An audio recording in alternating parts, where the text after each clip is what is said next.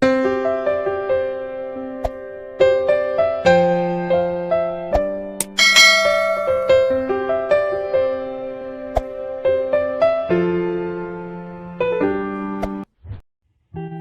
dan Ma'juj muncul setelah Dajjal terbunuh. Tidak ada yang sanggup menghadapinya, Ya'juj dan Ma'juj, kecuali Allah Ta'ala. Justru kita ini merusak Ka'bah. Roh Muslim dicabut dengan bertiup angin Yamaniyah yang berbau harum. Tanda-tanda kiamat kubro mulai bermunculan. A'udzubillahi minasyaitonirrajim. Bismillahirrahmanirrahim. Assalamualaikum warahmatullahi wabarakatuh. Ya'juj dan Ma'juj merupakan makhluk Allah yang keluar saat akhir zaman, yang muncul setelah turunnya Dajjal dan Nabi Isa alaihissalam.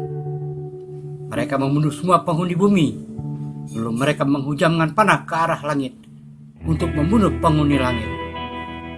Dalam tafsir Ibnu Katsir diterangkan dari Ibnu Jarir menyebutkan bahwa Ya'juj dan Ma'juj adalah keturunan Nuh alaihissalam, tepatnya dari garis keturunan Yafid bin Nuh alaihissalam. Kisah Ya'juj dan Ma'juj berhubungan dengan Zulkarnain, di mana Zulkarnain adalah hamba Allah yang soleh yang sering melakukan perjalanan dari timur ke barat.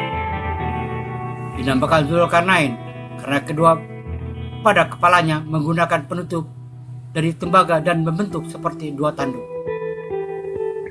Disebutkan bahwa Ya'juj dan Ma'juj adalah keturunan Adam alaihissalam, juga termasuk keturunan Nabi Nuh, yaitu anak-anak Yafis, orang tua bangsa Turki, dan bangsa Turki adalah sebagian kecil dari mereka. Ya'juj dan Ma'juj ditinggalkan di balik tembok penghalang yang dibangun oleh Zulkarnain. Ya'juj dan Ma'juj bermula dikurung oleh Zulkarnain dengan membuat tembok besi yang sama tingginya dengan puncak antara dua gunung, sebagaimana firman Allah Ta'ala. Surah 18 Al-Kahfi ayat 93 sampai 98. Hatta idza balagha baina as-saddayn wajada min dunihima qauman la yakaduna yafqahuna qawla. Hingga apabila dia telah sampai di antara dua buah gunung, dia mendapati di hadapan kedua bukit itu suatu kaum yang hampir tidak mengerti pembicaraan berbahasa asing. Qalu ya dzal qarnayn inna ya'juj wa ma'juj مفسدون في الأرض فهل نجعل لك خرجا على أن تجعل بيننا وبينهم سدا. Mereka berkata, "Hai Zulkarnain, sesungguhnya kaum Ya'juj dan Ma'juj itu orang-orang yang membuat kerusakan di muka bumi. Maka dapatkah kami memberikan suatu pembayaran kepadamu supaya kamu membuat dinding antar kami dan mereka?" Qala ma makkanni fihi rabbi khairun fa'a'inuni biquwwatin aj'al bainakum wa bainahum radma. Zulkarnain berkata, "Apa yang telah dikuasakan oleh Rabbku kepadaku terhadapnya adalah lebih baik. Maka tolonglah aku dengan kekuatan manusia dan alat-alat, agar aku membuat dinding antar kamu dan mereka." Atuni zubaral hadid hatta idza sawa baina as-sadafayn qala anfukhu hatta idza ja'alahu naran qala atuni ufrigh alayhi qitra. Berilah aku potongan-potongan besi, hingga apabila besi telah sama rata dengan kedua puncak gunung itu, berkatalah Zulkarnain, tiuplah api itu, hingga apabila besi itu sudah menjadi merah seperti api. Dia pun berkata, berilah aku tembaga yang mendidih, agar kutuangkan ke atas besi panas itu. فما استطاعوا أن يظهروه وما استطاعوا له نقبا. Maka mereka tidak bisa mendakinya, dan mereka tidak bisa pula melubanginya. قال هذا رحمة من ربي فإذا جاء وعد ربي جعله دكا وكان وعد ربي حقا. Zulkarnain berkata, ini dinding adalah rahmat dari Rabbku. Maka apabila sudah datang janji Rabbku akan hari kiamat, dia akan menjadikannya hancur dulu. Dan janji Rabbku adalah benar. Surah 21 Al-Anbiya ayat 96. حتى إذا فتحت يأجوج ومأجوج وهم من كل حدب ينسلون.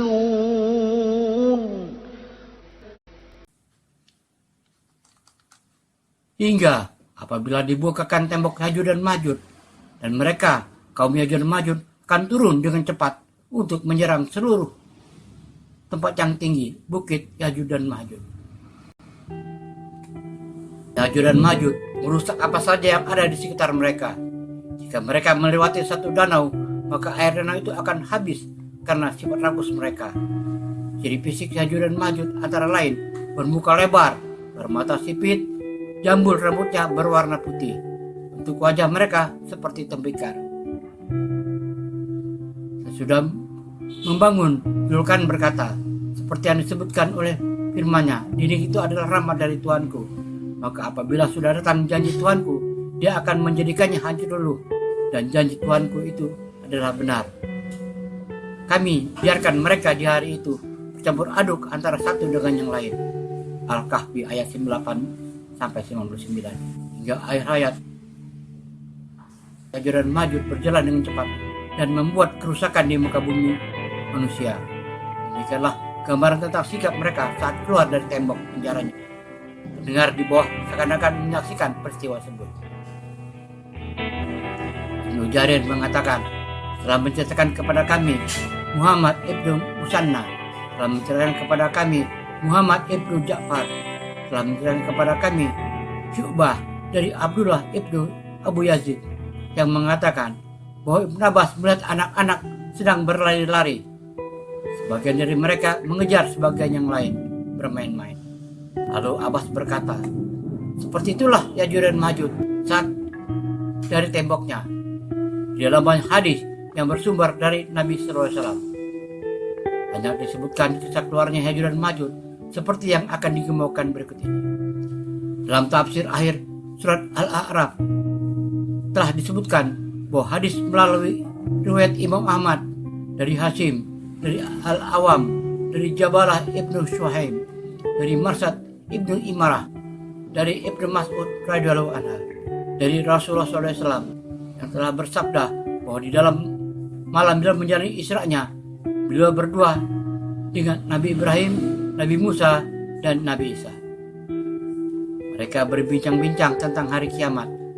Lalu mereka menanyakannya kepada Ibrahim.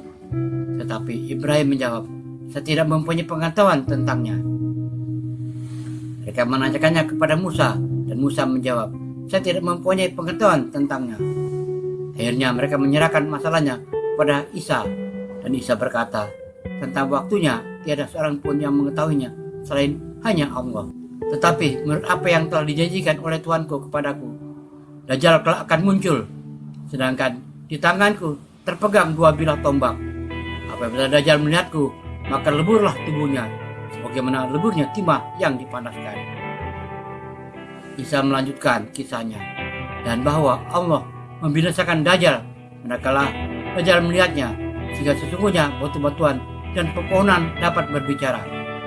Hai orang muslim, sesungguhnya di bawahku bersembunyi orang kafir. Maka kemarilah dan bunuhlah dia.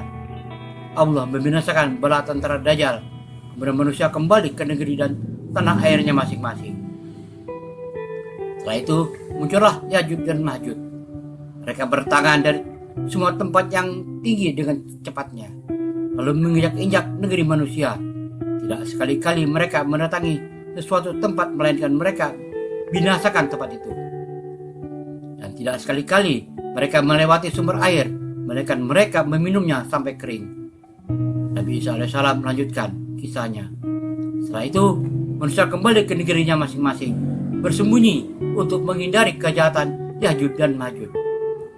Mereka mengadu kepadaku tentang kejahatan Ya'juj dan Ma'juj. Maka aku berdoa kepada Allah untuk kebinasan Ya'juj dan Ma'juj. Akhirnya Allah membinasakan mereka dan menumpas habis mereka, sehingga bumi ini cemar berat karena bangkai mereka yang baunya sangat busuk. Kemudian Allah menurunkan hujan lebat yang menyapu bersih semua bangkai mereka, lalu menghanyutkannya ke laut. Nabi Isa alaihissalam mengatakan bahwa menurut apa yang dijanjikan oleh Tuhannya kepadanya, bila mana masa itu telah berlalu, maka kejadian hari kiamat sama dengan seorang wanita yang telah mengandung tua. Keluarganya tidak mengetahui bilakah si wanita itu memberikan kejutan kepada mereka dengan kelahiran seorang bayi, apakah di malam hari ataukah di siang hari. Ibnu Majah meriwayatkan hadis dari Muhammad ibnu Bashar, dari Yazid ibnu Harun, dari Ahwab ibnu Usyab dengan sanad yang sama dan lafaz yang semisal, tetapi ada tambahannya, yaitu Al-Awam mengatakan bahwa hal yang membenarkannya berada di dalam kitabullah melalui firman-Nya, hingga apabila dibuahkan tembok Ya'juj dan Ma'juj dan mereka turun dengan cepat dari seluruh tempat yang tinggi. Bagaimana surat Al-Anbiya ayat 96. Ibnu Jarir dan Ibnu Abu Hatim telah meriwayatkan melalui hadis Ma'mar dari banyak orang, dari Humaid Ibnu Hilal, dari Abu Sa'ib mengatakan, Ka'ab pernah mengatakan bahwa bila mana akan tiba saat keluarnya Ya'juj dan Ma'juj, mereka melobangi tembok itu dengan kapak peralatan yang mereka miliki, sehingga orang-orang yang tinggal di balik tembok itu dapat mendengar suara kapak mereka. Bila mana hari telah petang dan malam akan tiba, maka Allah menjadikan lisan seseorang dari mereka, Ya'juj dan Ma'juj, berbicara. Kita datang lagi besok untuk meneruskannya.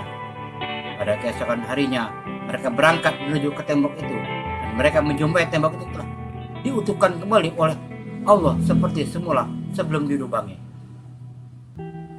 Maka mereka menggali melubanginya kembali, sehingga manusia yang tinggal di balik tembok mereka dapat mendengar suara kapak mereka. Bila mana malam tiba, Allah menjadikan lisan seseorang dari mereka mengatakan, kita akan ulangi lagi kejadian ini besok, insya Allah. Pada keesokan harinya mereka datang, dan ternyata mereka menjumpainya dalam keadaan seperti mereka tinggalkan kemarin. Berkat perkataan insya Allah mereka meneruskan pekerjaannya, sehingga tembok itu dapat mereka jebol, dan mereka keluar dari tembok itu. Gelombang pertama dari mereka melewati sebuah danau, maka mereka meminum air danau itu sampai kering. Kemudian gelombang kedua keluar, lalu mereka menjelati lumpur danau itu. Gelombang ketiga keluar dan melewati tempat danau itu, lalu mereka berkata, dahulu di sini pernah ada airnya. Manusia lari dari mereka. Tiada sesuatu pun yang dapat menahan serbuan mereka. Kemudian mereka, Ya'juj dan Ma'juj, mengarahkan anak panahnya ke langit, lalu melepaskannya, dan anak-anak panah itu mereka kembali ke bumi dalam keadaan berlumuran darah. Mereka berkata, kita telah kalahkan penduduk bumi dan penduduk langit. Maka Nabi Isa alaihissalam mendoakan kebinasaan mereka seraya mengatakan dalam doanya, Ya Allah, tiada kekuatan dan tiada upaya bagi kami untuk menghadapi mereka. maka lindungilah kami dari mereka dengan apa yang Engkau kehendaki. Lalu Allah menimpakan kepada mereka wabah penyakit ulat yang dikenal dengan nama ulat penyakit unta. Wabah itu menggerogoti tengkuk mereka hingga mereka binasa semuanya. Lalu Allah mengirimkan burung-burung yang membawa bangkai mereka dengan paruh dan cakarnya, kemudian melemparkannya mereka ke laut. Setelah itu Allah mengirimkan hujan yang dinama hujan kehidupan. Dengan hujan itu Allah membersihkan bumi dan menjadikannya mengeluarkan tumbuhannya kembali, sehingga satu buah delima dapat mengenyangkan seisi rumah. Ketika ditanyakan kepada Ka'ab apa yang dimaksud dengan seisi rumah, Ka'ab menjawab, satu keluarga. Ka'ab melanjutkan kisahnya bahwa ketika manusia dalam keadaan hidup makmur seperti itu, tiba-tiba terdengar suara yang meminta tolong, menyuruhkan bahwa Zeus Sukwamikaitaini, bangsa yang berbetis panjang, sedang merusak Ka'bah. Ka'ab melanjutkan kisahnya bahwa lalu Isa putra Maryam berangkat bersama sejumlah pasukan yang terdiri atas 700 orang atau antara 700 sampai 800 orang personil untuk memerangi Zeus Sukwamikaitaini. Tetapi ketika mereka sampai di tengah perjalanan, Allah mengirimkan angin Yamania yang berbau harum. Lalu angin itu mencabut semua roh orang mukmin, sehingga yang tinggal di bumi hanyalah orang-orang yang jahatnya saja. Mereka hidup bagai hewan ternak. Maka saat hari kiamat bila mencapai tahap tersebut, sama dengan saat seseorang sedang menunggu kudanya yang akan melahirkan dan tidak mengetahui jam berapakah kudanya akan melahirkan. Ka'ab mengatakan, barang siapa yang mengatakan sesuatu yang lain sesudah ceritaku ini atau sesudah mendapat pengetahuan dariku, maka dia mempertanggungjawabkan perbuatannya. Kisah ini merupakan kisah yang paling baik dari Ka'ab al-Ahbar, mengingat ada bukti yang menguatkannya dari hadis-hadis yang sahih. Dalam hadis telah disebutkan bahwa Isa putra Maryam melakukan ibadah haji di Baitullah Al-Atiq. Imam Ahmad mengatakan, telah menceritakan kepada kami Sulaiman ibnu Daud, telah menceritakan kepada kami Imran dari Qatadah, dari Abdullah ibnu Abu Atabah, dari Abu Sa'id, yang mengatakan bahwa Rasulullah SAW pernah bersabda, sesungguhnya dia Isa putra Maryam benar-benar akan melakukan haji di Baitullah, dan sesungguhnya dia benar-benar akan berumrah sesudah munculnya Ya'juj dan Ma'juj. Imam Bukhari mengetengahkan hadis ini secara tunggal. Wallahu alam. Demikian kisah Ya'juj dan Ma'juj yang terdapat dalam Al-Quran dan Sunnah Rasulullah Sallallahu Alaihi Wasallam. Wallahu alam bisawab. Semoga bermanfaat. Assalamualaikum warahmatullahi wabarakatuh.